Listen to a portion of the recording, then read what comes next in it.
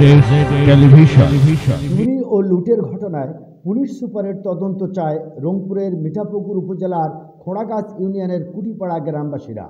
School শিক্ষিকা আক্তারা বানুর বাসায় চেতনানাশক ঔষধ প্রয়োগে মোটরসাইকেল ও টাকা লুটের ঘটনায় এলাকার শহীদুল ও আশিকুর নামে দুইজন ব্যক্তি গ্রেপ্তার হয়, কিন্তু এলাকাবাসীরা প্রকৃত ঘটনা উন্মোচনে রংপুর পুলিশ সুপারের তদন্ত চায়।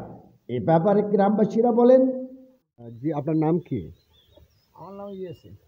আপনার গ্রামে ওই প্রধান শিক্ষিকা স্কুলের ওনার বাসায় এক ক্যান করে মোটরসাইকেল এবং টাকা লুট হয়েছে। এই সংক্রান্ত বিষয়ে শহীদুল নামের এক ব্যক্তির ভিডিও ফুটেজ রেকর্ড পূর্বক তাকে পুলিশে সোপর্দ করা হয়েছে। এ বিষয়ে শহীদুলকে আপনি কি ভাবছেন? শহীদুল কে, কেমন?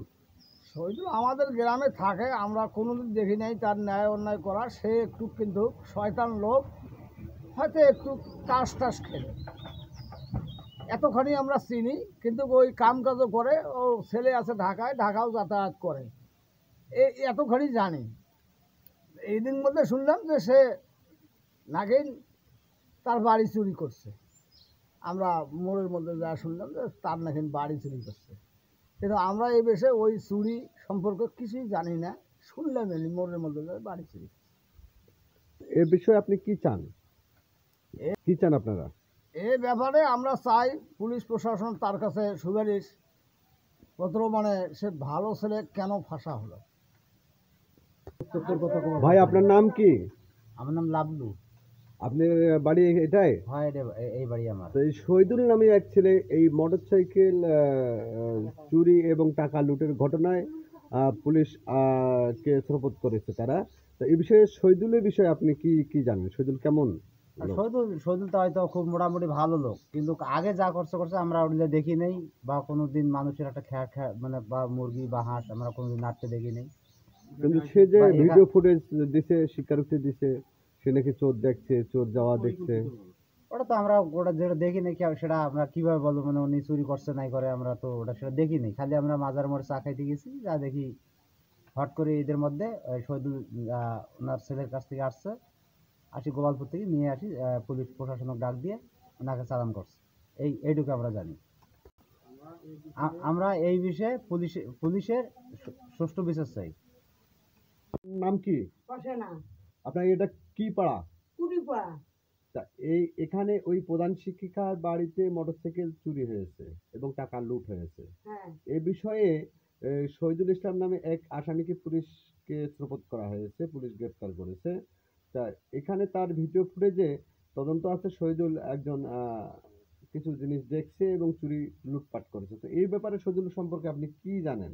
শহীদুলের সম্পর্কে, শহীদুল তো কোনোদিন চুরি করবে শিক্ষিত যায় নাই, চুরি করে নাই। তা আপনি চুরি করেন তো ভিডিও ফুটেজে দিল সে তার বক্তব্য, তারা মনে করেন এরা মিথ্যাবাদী দিয়ে দিয়েছে। আপনি কি চান? এটা হারা ভারত জন্য চাই, পুলিশের সুষ্ঠু তদন্ত চাই। পুলিশের সুষ্ঠু তদন্ত চান? হ্যাঁ, চাই।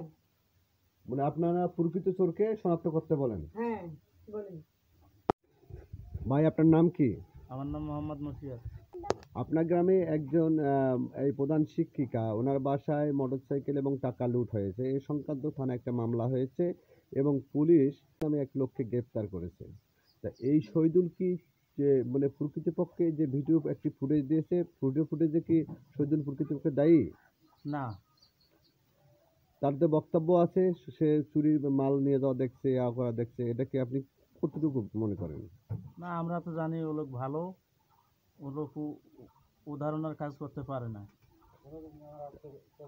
আমাদের চোখে কোনোদিন কোনো খারাপ কাজ পড়ে নাই চোখে।